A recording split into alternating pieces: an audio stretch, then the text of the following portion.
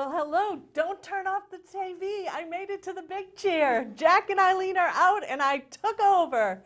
I'm Carolyn Carey, the Community Center Director here on Community Journal, and I'm so excited because Megan Eldridge, the Health Director, is here with me today, and we're going to run the show, so you're not even going to miss Jack and Eileen. So thanks for coming over. Thanks for having me. I'm excited to be here. We're deciding who we are. Regis and Kathy Lee. Who would you like us to? Oprah and Gail? Oh, Oprah and Gail for sure. Okay, Yes, we're not going to absolutely. tell you which is which, but well, we're excited. There are so many announcements that Jamie let me actually come in to do the show. So happy. So usually at this time we talk a little bit about what's going on here at the Community Center. I don't know, my favorite topic. Your favorite topic? It's almost the end of the fiscal year, which means it's time to sign up again for the weight room. Just an FYI. And I tell people now because it's going to get busy. It's kind of like beach and dump stickers, which are on sale in the building 7 days a week, with the exception of July 4th, and they're only here until 2 o'clock. So those are just some quick updates. Really exciting. We're about to open the marketplace, Seaside Marketplace.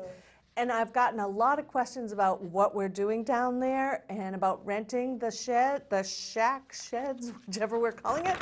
So if you're interested, you can come down, get a viewing of them, see what they look like inside, and learn what you need to do in order to become a vendor at the Seaside Marketplace. So I'm running an open house little information session, and that's July 1st. From 11 to 12, or July 2nd from 2 to 3, and that's right down at the harbor. It's beautiful down there. It's gorgeous down there. Seaside festivals, yes. It's gonna be great. So Seaside Marketplace, don't miss that. I'll announce that again at the end of the show. But you know what's really exciting? What's that? Right now we get to hear what DINAH found out. She sat down with Conservation Trust, Todd Kelly, and Michael Locke. I love them. They're Yes, great. they are. They're always doing so much. Not as much as we're doing, Gail and Oprah, but they're doing a lot. Let's take a look at what they did. Thanks. Hello, I'm here with Michael Locke, and Todd Kelly has joined us from the Harwich Conservation Trust. And Todd, I think, is here to talk about some night walks. Is that right? Yes, I believe so. We have our native nightlife walks under the full moon, although we don't really get to see the full moon, but it's a walk series throughout May through September. Yeah, it's really a fun partnership with Todd and his co-leader, Marcus Hendricks. Yes. Is leading this Native Nightlife Walk adventure. I love the title, Native Nightlife Walk. There's a picture of Todd and Marcus on your screen. Marcus is of Wampanoag and Nipmuc Native American heritage. There's history about Native American culture as well as early colonial stories shared by Todd and Marcus on these walks. And Todd, you mentioned the full moon. Yeah, the moon signifies changes in the season, and it doesn't abide in on the same day at the same time annually, and that's the way Native peoples would have lived. Is their spring was really the beginning of their year, and it was by the full moon cycles, and that's what we talk about. Is that how things like the strawberry moon, which we've already done, is the early part of June, and sometimes that doesn't always fall in the same year. In fact, this year was a little later than normally. And Is that picture of the strawberry moon that we're looking at right now? well, I'm not sure which moon that would be. Okay. Close to full, though. That was taken by one of our volunteer photographers, Gus Romano, and amazing. That's a beautiful Isn't that a beautiful picture. photo? Yeah. But like you were saying, Okay. Todd, so the walkers you don't necessarily see the full moon rising, but its influence is what you discuss. Absolutely, and there is one time usually we get to, and it was this last one. It was the strawberry moon. We were actually on the day of the full moon. However, we didn't see it because it wasn't up yet. But yeah, you feel the influences. That's what it's about. Is you feel the changes in the season. You know, we were all gung ho for summer. and it actually wasn't quite summer officially in our calendar. And as we progress through the season, we'll be the buck moon in July, and then the sturgeon moon in August. And it's a real sense of, oh, I get the change. I get the Yeah. progressive change, that seasons change and our behaviors change because of what we're doing.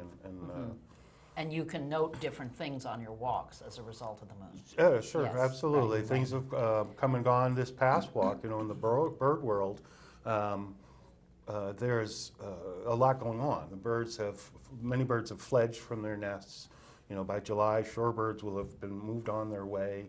Out in the woods right now, the birds have fledged, or parents have even left, or still I saw one was feeding the young yesterday, but soon they will go off like on a food forage through the rest of Mass, Western Mass, even up into New England, into New Hampshire and Maine, as the summer's still here, and they're going on a feeding forage before they leave. So a lot changes in the natural world that we don't notice so much.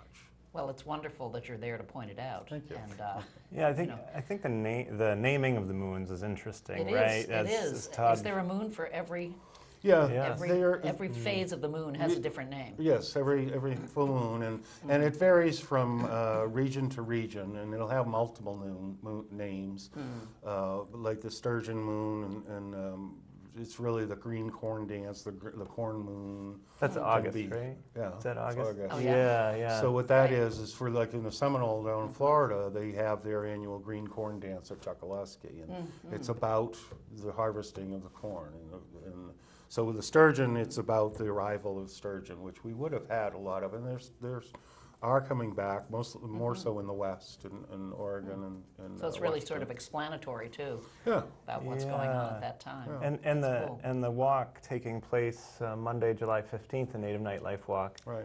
is around the buck moon. The buck And moon, right. Okay. tell us a little bit more about So that. the buck moon is where deer, male deer bucks, they shed their antlers every year around February. They drop them. They just drop off. And now they've grown back, and right now they'll be in what's called velvet. So they'll be fuzzy. And if the deer let you and you went up, you could squish it, and it'd be And it moist and squishy. It I wouldn't see. be solid bone inside. So the buck moon is when they've grown their antlers back as large as they're going to be for the season, but they still haven't calcified into bone yet.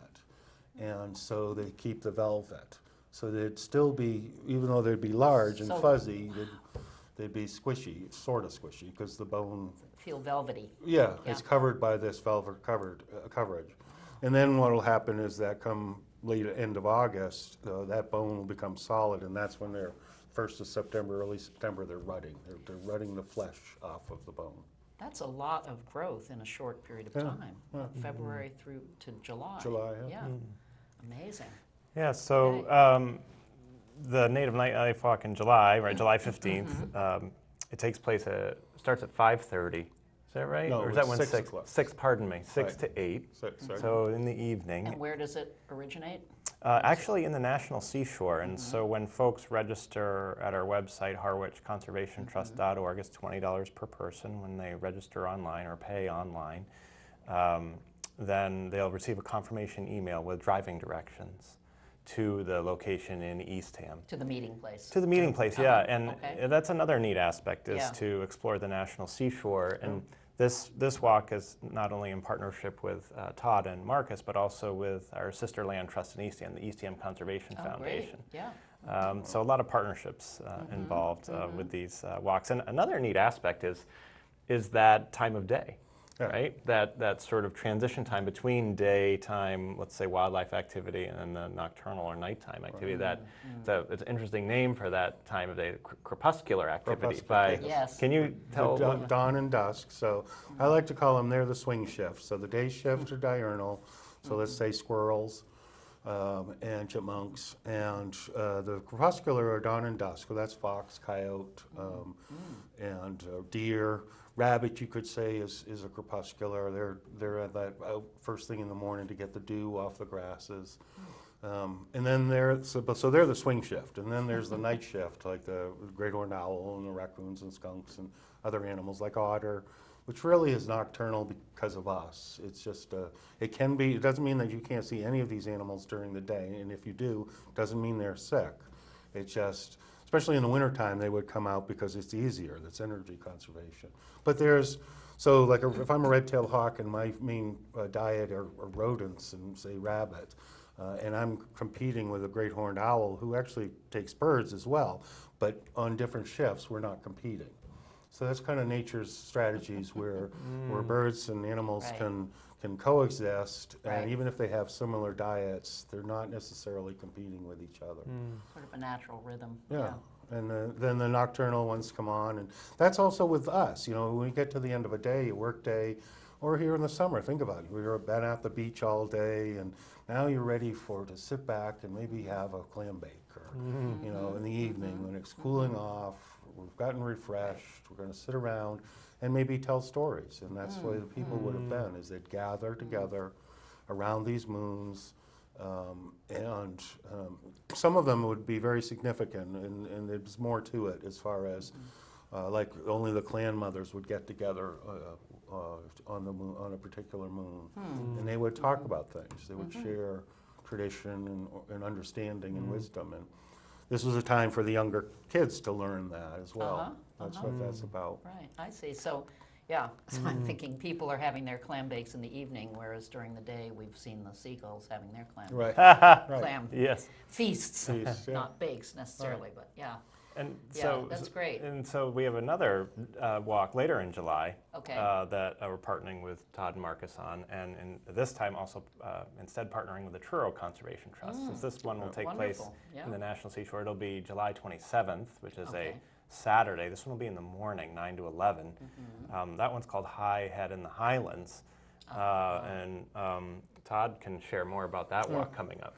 Yeah, thank you. It's favorite place. It's a sense of real pride in Down Cape, the Lower Cape. Outer Cape is good. That's a good. It's a valid term. And my day was just Lower Cape, but you're still going down the Cape, down and out. And Truro, wealthy Truro, and the province lands are a world really unto themselves. And High Head is the end of glacial Cape Cod. Province lands are all eroded out of the shore of Truro, and even province lands initially are North Truro, and all of Provincetown is from that erosion. So it's got a different story to tell.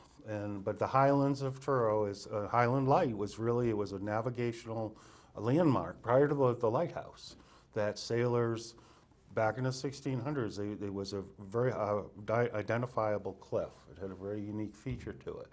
And that was really the target line for European ships to come across. I think it's the 42nd parallel, and that takes you right to Highland. And that was, then you either went north or went south. And that's what happened to the Pilgrims, is Yeah. Christopher Jones So it came. has real historical significance Yeah. for us. Yeah, Yeah. fascinating. And then people lived there. The first people were there. They weren't in the larger communities of Nauset. So they were in smaller, wealthy, would be Punanakinet and Pamet, or the Pamet Valley, always where the water is. That's where the people are going to be. We would be where the water is for the view, but for the people, it would be because of the resource, what it brought. And So you'll be doing a walk there. yes. Yes, July great. 27th, yeah. And folks, again, can register at harwichconservationtrust.org, and with their confirmation email, they'll receive driving directions. Get directions. Yes, Okay. yeah. A lot of history on that walk, Yeah. and natural history, too. Yeah, Yeah. and unraveling a lot of mystery too. I mean, it's really wonderful, because I think a lot of these things are very mysterious to people. Yeah. What's really going on under the surface? As Under you say, the there's surface. lots of things that we don't notice and see, and you'll be there to help point it Yeah. out. Sometimes we benefit, we see a deer. The last walk we did, actually a deer came right across the marsh. Wow. That was at the nightlife. It came across the marsh and went on its way. Yeah, yeah. And Terrific. sometimes, and we've seen them in Truro as well. We've had up on the hills, we've had a doe and a couple of her yearlings pop out, and right up on the hill we were looking at them. And then a coyote as well, sitting up there just kind of checking things out. It's always an adventure. Well, those are the things that people are excited about possibly experiencing, I'm sure. Yes. Well, that's great. So, Mike, do you have anything else to update us on, or are we all set for today? I think we're set for today, and we'll see you Okay. again the next round. Thank yeah. you Thanks so for having much. us, and Thanks thank so you, much Todd for and coming, Marcus. and thank yeah. you, Todd, for coming as well. my This is pleasure. great. I'm sure the walks are going to be fascinating. Yeah, You never know what you're going to see, Right? I'm sure that's me true. included. Well, of course, there's no predicting, really. Okay, great. Well, thank you. This is Dinah Lane for Harwich Channel 18. Thank you so much. I always find out so much with those clips. Amazing, isn't it, what they do? Whoa. But I'm going to be thrown out of my hosting gig. No way. Apparently, I just ran with the show and did not say, Megan, what's happening over in Oh, your world? yes, Please well, tell me about what's happening over in in the health department. We have some exciting news for the summer. This year, we have been able to purchase 4 pump dispensers for sunscreen at the beaches. Oh, So I've wow. been talking with Eric Beebe, the rec director, and we have been able to get these sunscreen dispensers, 4 of them, and we're going to have them at Bank Street Beach, Pleasant Street Beach, Red River Beach, and Earl Road Beach. So these are for the public, and they are 30 SPF, and we should have enough refills to last throughout the summer. So it's a great way to keep people protected from the sun. It's a nice, healthy way to go to the beach. Get some sunblock on that body. I love that. So can I ask some questions? Yes, absolutely. So they're just at the beaches, like on a little stand or Yes. something? I walk up and I forgot my sunscreen, so I pump and Yes, they are not there yet, but within the next week. I'll remember my Yes, sunscreen. So remember your sunscreen what a now. great thing. Yes. Or so- I don't know if it's ever happened to you, but you get to the beach and you think you have your sunscreen, you're at the end of the bottle and you're like, oh, this is a lot to cover. This is not gonna work. That is great. And it is good for going in the water. It's waterproof, it's sweat-proof, it's the sport type of SPF 30.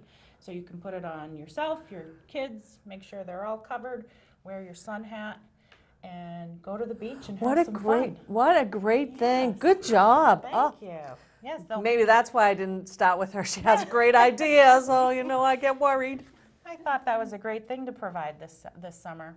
It really hopefully is. People will take advantage of it, and we will refill them as needed. So if you go to the beach and one's not full, give us a call, and we'll get down there to fill it back up.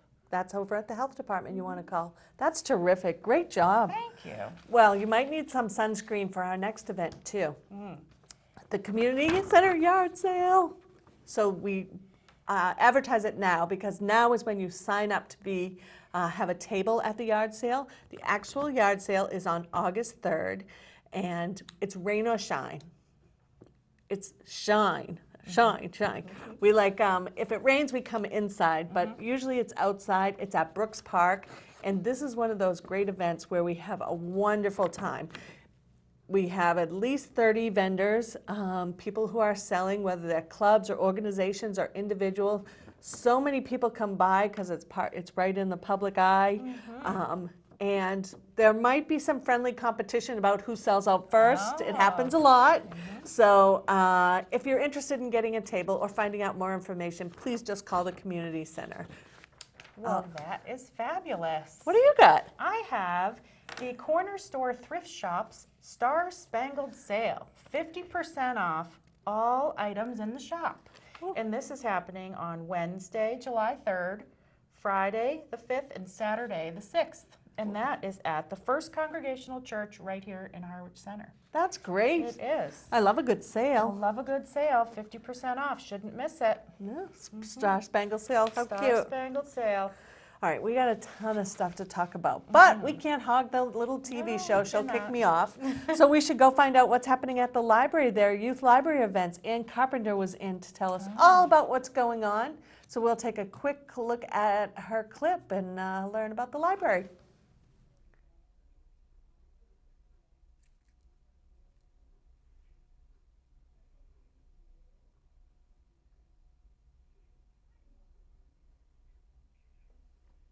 Hello, I'm Ann Carpenter from the Brooks Free Library, here to talk about some of the great programs we have at the Brooks Free Library in this week leading up to the 4th of July.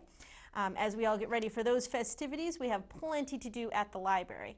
Our summer reading program is in full swing. If you haven't signed up already, absolutely feel free to come down and sign up. Every time a student reads for 2.5 hours, or if they're a non-reader, is read to for 2.5 hours, they can earn a free book and a small prize. And we are having a lot of fun with that. So we would definitely love to have all the students in Harwich or staying in Harwich for the summer to come along and join us with that. In addition, we have a bunch of special programs. On Thursday, June 27th at 2:30, we are going to make some dirt cake. It sounds gross, but it tastes delicious. It's chocolate pudding. We're going to make our own whipped cream by shaking up some heavy whipping cream, which is always a lot of fun. We'll put it all together with some crushed up Oreo cookies. As always with any of our programs involving food, if you have any allergies or sensitivities, contact us ahead of time and we will do our absolute best to substitute things to make it accessible for everybody. You can call us at 508-430-7562 extension 2, or you can email me at acarpenter, just like the woodworker, at clamsnet.org to give me information about any food allergies you might have. Then on July 1st, which is a Monday, we're going to get ready with our first middle school craft. So every Monday at 2:30, we are going to have a craft specifically designed for older students. So middle schoolers and high schoolers, which in Harwich means grades 5 and above. They're usually going to be some more sophisticated crafts. And this week's craft is going to be slime, the perennial favorite of everyone. And just because we know that little kids love slime too, the next day, Tuesday, July 2nd, we are going to be making some galaxy slime, also at 2:30. So this is clear slime with lots of glitter in it, because glitter just makes everything better. And I'm pretty sure that most parents and grandparents are going to be agreeing with me that they would much rather be playing with glitter at the library than at home. So that again is going to be July 2nd at 2:30. July 3rd, Wednesday at 2:30, we have our first Build It Challenge of the summer. I love the Build It Challenges. We give the students a bunch of different supplies, and then we give them whole different levels of challenging. So that way, if you come in and you finish the first level really quickly, then you can move on to the second level, and it lets a really wide age range of kids participate and have a really good time. And our first Build It Challenge is going to be newspaper towers. So with nothing but newspaper and tape, how high can you build the tower? How many things can you stack on top of your tower? That sort of thing. It's going to be a lot of fun. And then, of course, the Thursday is the 4th of July, so I hope everyone is going to have a fantastic 4th of July outside. Here's hoping that the weather is good, and everyone has a fantastic holiday. As always, if you want more information about our programs, you can visit us at www.brooksfreelibrary.org or call us at 508-430-7562, and the Youth Services Department extension is extension 2. It's amazing. So we're listening about the library. They have the little lending books at the library. We now have sunscreen at the beaches. The lending books are at the beaches. It's the place to be. It's the place to be. But if you're not at the beach, you should be doing some of these events. It's July, right around the corner. So the Kiwanis organization is doing their annual indoor yard sale, and that is on Saturday, July 13th, right here in the community center from 9 to 2. It's free admission, and they have a lot of different vendors, so come check that out here at the community center, July 13th, 9 to 2. Very exciting.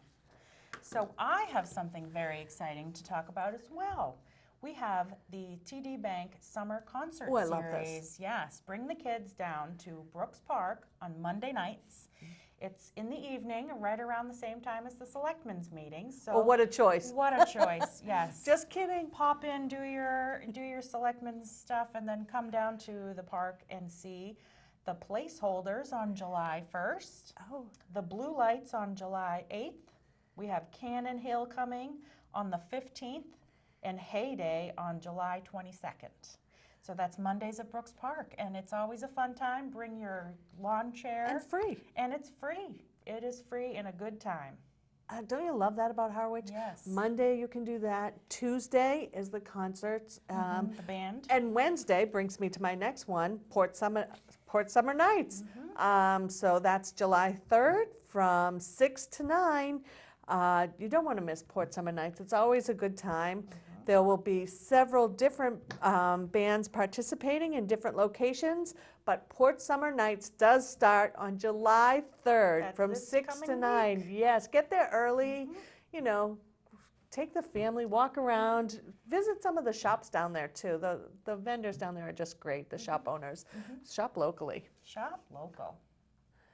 So the next announcement I have is from the Cape Cod Chamber Orchestra. It is Brandenburg's by the Sea. And we have a concert that is going to benefit the Champs House. And tickets are $50. And we have concert series on Friday, August 16th at 7 p.m. at the Sandwich Town Hall. Saturday the 17th at 7 p.m. at the Federated Church in Hyannis, and then on Sunday at 3 p.m. in Chatham at the St. Christopher's Episcopal Church. So that is a benefit to the Champs Homes, and if you want to find out more about that, you can visit www.champhomes.org. Wow, there is so much going on in the summer, really. I know I mentioned the Monday night is the summer concert series, Tuesdays the town band, Wednesday's Port Summer Night, Thursdays is Cran Fest in the courtyard. There is no reason that not to mention our lovely establishments in town, the restaurants and everything going on. Seaside Marketplace, you don't want to miss that. That's opening July 3rd as well. So if you're interested in being a vendor, you can come to this, but just as a resident, you might want to stop by and check us out. Really important that I remind you that the community center is closed on July 4th. That does include beach and dump stickers, but we will be right back to work bright and early on the 5th. That's right. Town Hall is also closed on Thursday the 4th to celebrate the holiday. Right. So I don't know. We could stay here forever, but I do know that we have a have to good get time. back to work. We do. I have another appointment. I so hope that work this happens. duo will be invited Yes. back. Maybe Jack and Eileen will have to have a car trouble or something. No, I'm just kidding. We miss them, and I thank Megan. Thank you Yes. for coming Well, in. This thank was a you. lot of fun. You're welcome. A Thanks lot for of having me. announcements. We're sorry. Megan has mentioned I have a little bit of energy. This is on no coffee, people. Yes. This is just how it I comes. don't know how you do it. I don't know. This is Because two I have cups. great job. I love my job. A lot of these things. Before we go, thank Channel 18 for always Yes. doing an amazing job You do. getting all these announcements out and helping everyone What a find great- out what's happening in the town of Harwich. A great resource. Thank you.